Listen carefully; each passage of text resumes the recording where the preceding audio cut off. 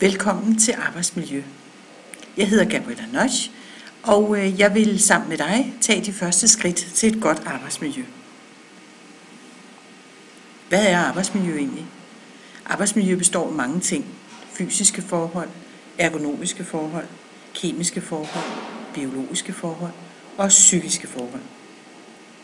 Der er også en definition på arbejdsmiljø.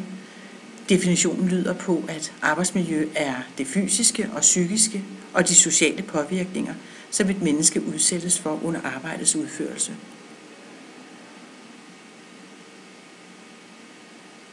En bredere definition er, at de relationer og de vilkår, som vi mennesker arbejder under, sammen med den tekniske og sociale udvikling af arbejdspladsen, kan bidrage til menneskers sikkerhed på kort sigt og fysisk og psykisk sundhed på længere sigt. Tidligere var det røg, støj og møg. Men i 1995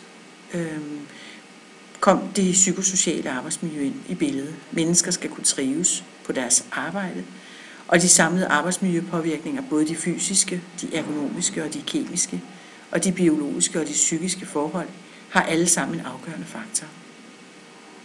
Hovedlinjerne i arbejdsmiljøarbejdet er virksomhedens egen indsats. Virksomheden skal selv løse de sikkerhedsmæssige og sundhedsmæssige spørgsmål, der løbende opstår.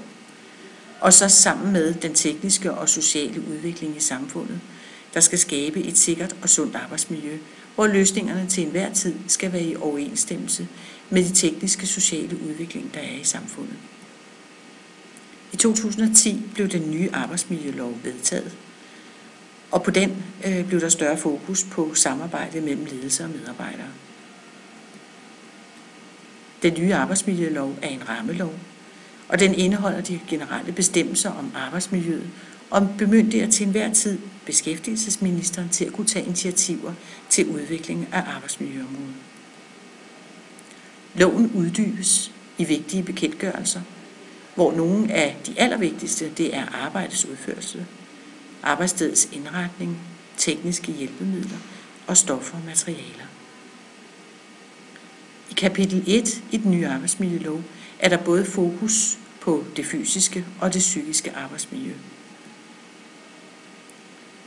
I april 2013 blev der også mulighed for, at man kunne udstede påbud på det psykiske arbejdsmiljø, ligesom man indtil da, før i tiden, også kunne gøre det på det fysiske. En anden vigtig ting i den nye arbejdsmiljølov er, at både ansatte og ledere skal i samarbejdet have fokus på sikkerhed og sundhed.